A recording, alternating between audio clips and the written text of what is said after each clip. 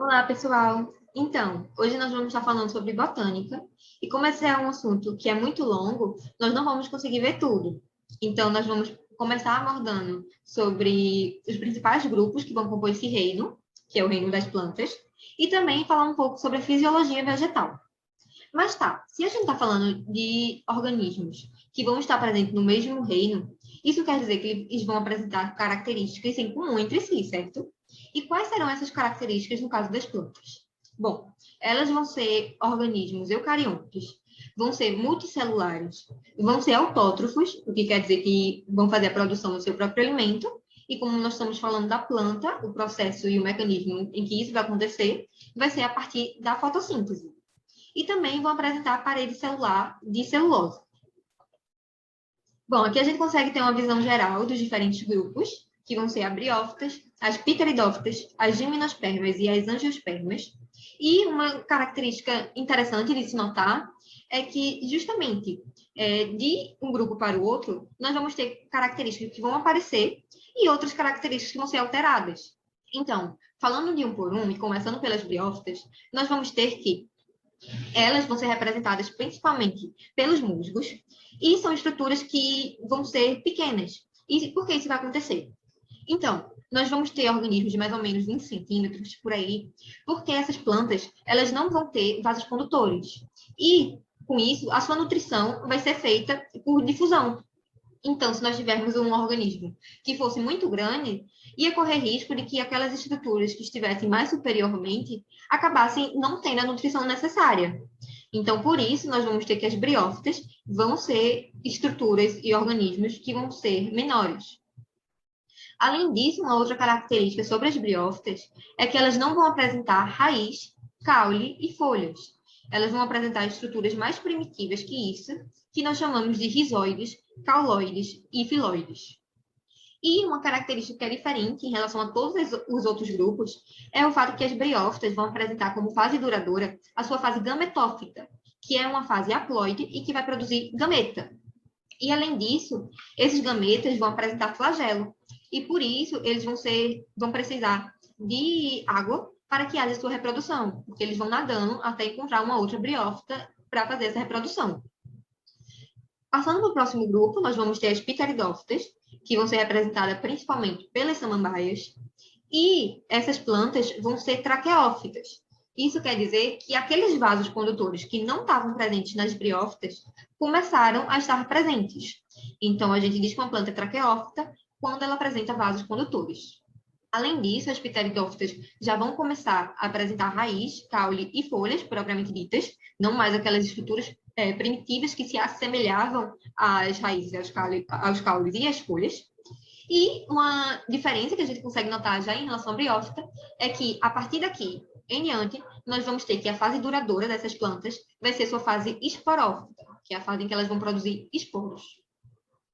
Quando a gente chega na gimnosperma, nós vamos estar falando principalmente dos pinheiros, e essa estrutura já não vai mais depender da água para a reprodução.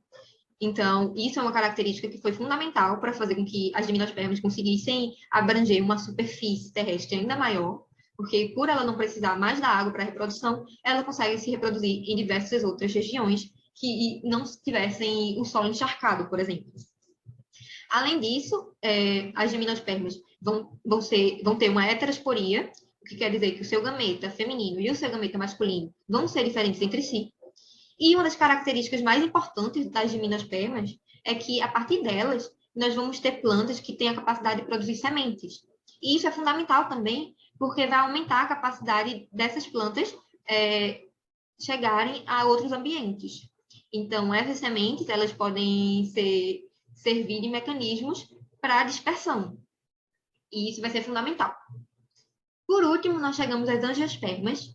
E as angiospermas, além de apresentarem sementes, elas vão adquirir outras características, como a presença de flores e de frutos. E isso também vai ser fundamental. Porque com a flor, por exemplo, nós vamos ter uma estrutura que vai atrair abelhas, por exemplo.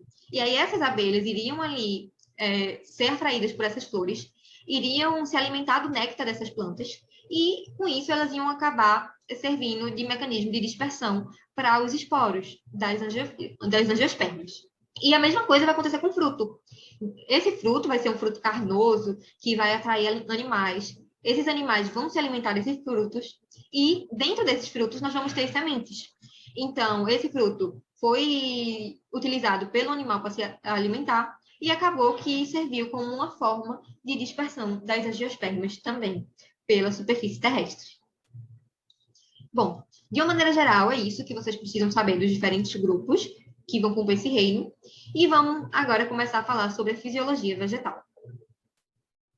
Então, quando a gente está falando de fisiologia, nós vamos estar falando de diversos mecanismos que esses organismos vão apresentar para manter sua homeostase, manter sua capacidade de se adequar às suas condições e às condições que vão estar no meio.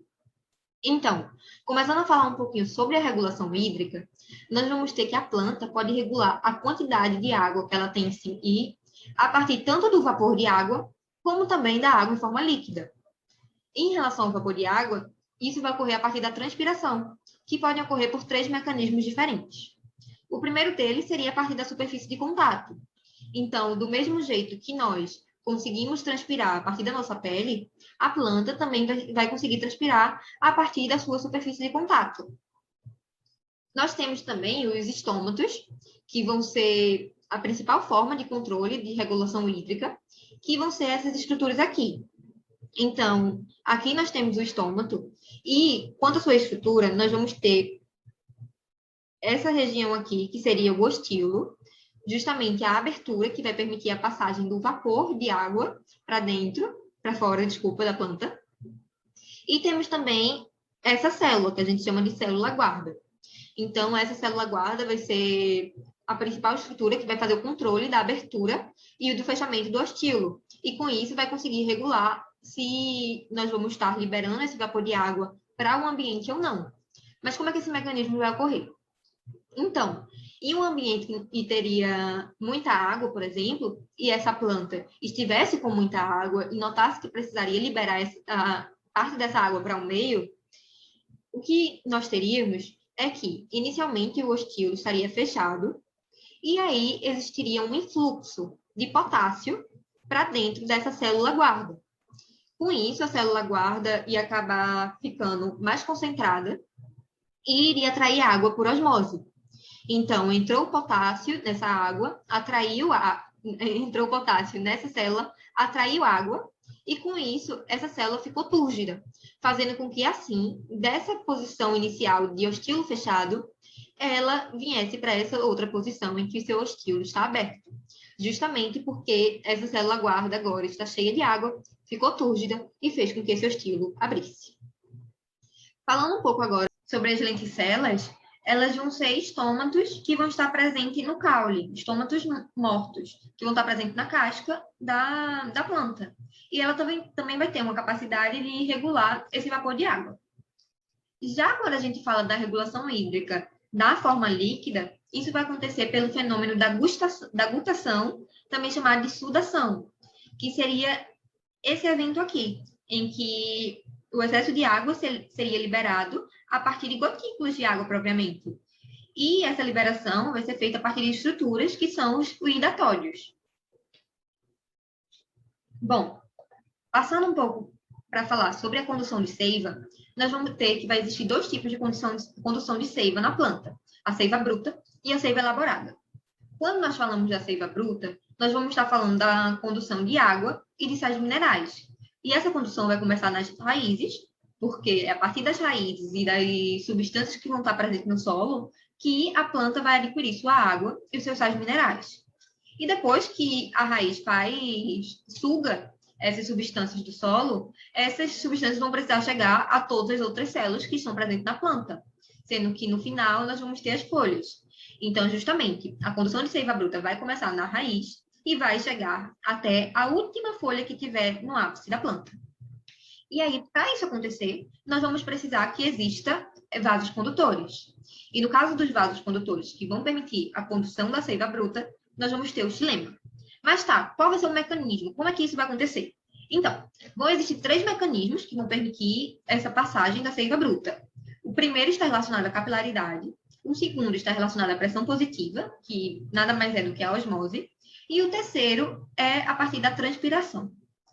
Em relação ao primeiro, nós vamos ter o fenômeno da capilaridade, que eu não sei se vocês lembram, mas a capilaridade é uma capacidade que a água tem de ascender em tubos. Então, aqui a gente consegue ver. Quando a gente tem, por exemplo, um pote d'água e a gente pega um tubo, que é bastante fino, nós vamos ter que essa água, ela vai conseguir subir nesse tubo acima do nível que existia no pote, por exemplo. Então, com a planta, isso vai acabar acontecendo também. Então, a água vai acabar tendo essa capacidade da capilaridade de ascender por esse tubo, que no caso, o tubo em questão vai ser o xilema. Então, com isso, nós teríamos que essa água e esses sais minerais iam conseguir chegar às estruturas mais superiores. Nós temos também o fato da pressão positiva, que seria a osmose. E isso vai acontecer porque aqui em cima nós vamos estar tendo células que vão estar mais concentradas. Por quê? As substâncias que vão estar presentes aqui não vão estar presentes na raiz. E como a raiz vai ser uma estrutura que vai estar rodeada de muito mais água, acaba que ela vai ficar menos concentrada. Então, vai existir uma tendência natural da água querer passar para o meio mais concentrado, que seria a parte das folhas. E aí, por isso, a água também iria ascender. E o terceiro mecanismo, que é o mecanismo mais relevante, seria o mecanismo da transpiração, que ele também pode ser chamado da teoria de coesão, ou então da teoria de tensão de Dickson. Então, teoria de coesão de Dickson ou teoria da tensão de Dickson. E esse mecanismo explica que essa água, a planta, no caso, ela vai estar fazendo a todo momento o processo de transpiração, certo? Que a gente comentou antes, processo que vai ajudar na regulação da quantidade de água. E aí, o que Dickson descobriu é que esse processo, ele tanto vai favorecer a perca de água, então, a planta vai estar transpirando e perdendo água, como esse processo, ele também vai favorecer com que haja a entrada de água pelas raízes. Então, em relação à seiva bruta, vão ser esses mecanismos. Passando um pouco para falar sobre a seiva elaborada, nós vamos ter que ela vai ser composta por água e por sais minerais. E o trajeto que ela vai percorrer vai ser o trajeto contrário. Ela vai começar nas folhas e vai precisar chegar nas raízes. E para fazer isso, o vasocondutor que ela vai utilizar vai ser o floema. Então, aqui nós temos o xilema, que a gente consegue ver que a água está ascendendo por ele, como nós tínhamos visto, em relação à seiva bruta. Já a seiva elaborada, a água vai estar descendo, a água e a sacarose. E aí, como é que isso vai acontecer? Para explicar esse fenômeno, nós vamos ter a teoria do fluxo de massa, ou a teoria de Mantes. Essa teoria vai explicar que, na folha, nós vamos estar tendo a produção de sacarose, certo? Que é a substância que vai nutrir essa planta. E aí, essa sacarose, ela precisa chegar em todas as estruturas, inclusive na raiz. Por quê? Quem está produzindo o seu alimento, o alimento da planta, pela fotossíntese, está sendo as folhas. Mas toda a planta e todas as células que estão presentes nela vão precisar ser nutridas.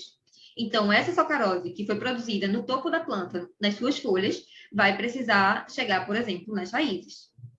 E aí, para isso, essa sacarose vai passar para o floema e vai descer a partir da diferença de concentração. Então, aqui ela está muito mais concentrada e aqui ela está muito menos concentrada. E aí, o que vai acontecer é que essa sacarose vai seguir essa tendência e vai ir para regiões menos concentradas, chegando, por exemplo, em células que estejam mais abaixo e nas raízes. Por último, eu queria falar um pouco sobre os movimentos vegetais, que eles podem ser divididos em dois grupos, os nastismos e os tropismos.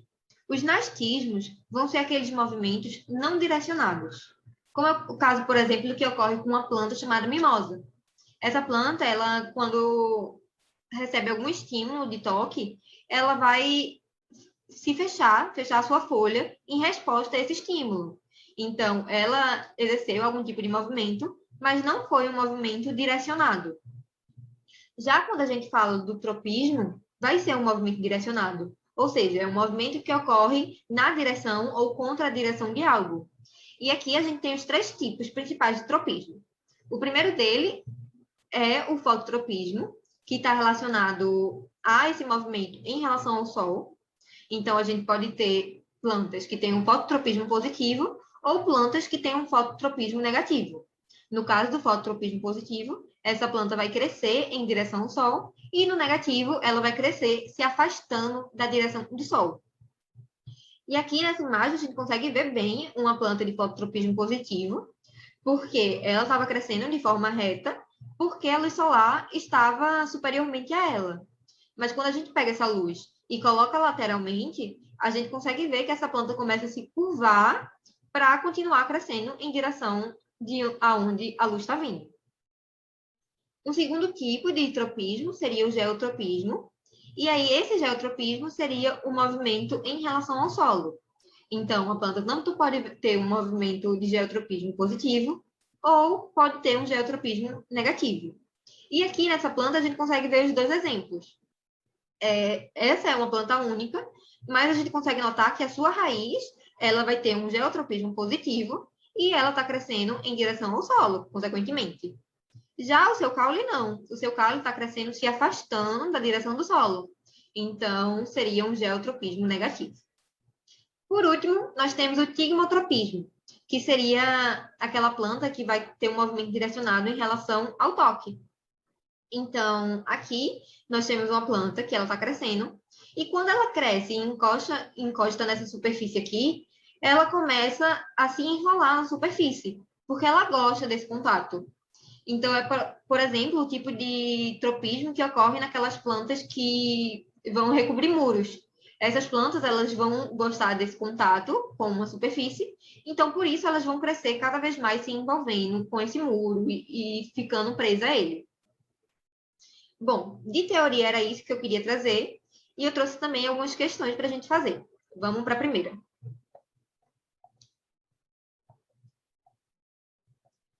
Bom, no período Cretáceo, surgiram as angiospermas, caracterizadas pela presença de flores e frutos. Essas características contribuíram para essas plantas ocupassem rapidamente diversos ambientes em nosso planeta. Os frutos têm importante papel nessa ocupação, porque ajudam a: letra A, fertilizar o solo; letra B, dispersar as sementes; letra C, fixar as raízes da nova planta; letra D, nutrir as sementes por longos períodos; ou letra E, manter as sementes próximas das árvores. Bom, essa foi exatamente uma questão que nós tínhamos debatido, que é o fato de que esses frutos eles vão servir para dispersar as sementes. Por quê? Porque quando um animal vem e se alimenta desse fruto, ele vai acabar levando as sementes que estão no interior desse fruto para regiões distantes de onde a planta mãe estava. Então, o gabarito dessa questão seria justamente a letra B. Próxima questão. A figura ilustra o movimento da seiva xilêmica em uma planta. Mesmo que essa planta viesse a sofrer a ação contínua do vento e a sua copa crescesse voltada para baixo, essa seiva continuaria naturalmente seu percurso. O que garante o transporte dessa seiva é a gutação, a gravidade, a respiração, a fotossíntese ou a transpiração. Então, gutação não seria, certo? A gutação seria aquela perca de líquido em excesso na planta. A gravidade também não, porque ele fala que se eu virasse essa planta de cabeça para baixo, ela continuaria a crescer, esse transporte continuaria a ocorrer, independente de estar em uma posição contra a gravidade. A respiração também não. Fotossíntese também não seria o caso. E aí o gabarito dessa questão seria a transpiração, justamente por aquele fenômeno que a gente viu, de que quando a planta transpira, além dela transpirar perdendo água, ela também vai favorecer o movimento de ascensão, o xilema. Então, é justamente aquela teoria da coesão de Dickson. Então, aqui nosso gabarito, letra E. E, por último, nós temos essa daqui. Um produtor de morango notou, no início da manhã, que em alguns pontos das extremidades das folhas dos morangueiros ocorriam gotículas de água. Procurando informação a respeito do fenômeno, o agricultor descobre que isso também é observado em outras plantas herbáceas de pequeno porte. Esse fenômeno fisiológico ocorre em condições de elevada umidade de ar e: letra A, escassez de sais minerais; letra B, abundante suprimento hídrico; letra C, abundante período de transpiração; letra D, ausência de resistência estomática, ou letra E, ausência de substâncias impermeabilizantes. Então, o fenômeno que ele está falando é justamente o fenômeno da gustação que a gente viu, que é aquela perca de líquido pela planta quando ela está com excesso de líquido. Então, o gabarito seria a letra B, justamente por isso. Essa planta ela estava com muito líquido e, para perder esse líquido, ela utilizou o fenômeno da gustação. Então, eram essas as questões que eu queria trazer para vocês hoje. Se vocês tiverem qualquer dúvida, podem entrar em contato comigo. Espero que tenham gostado da aula e até a próxima.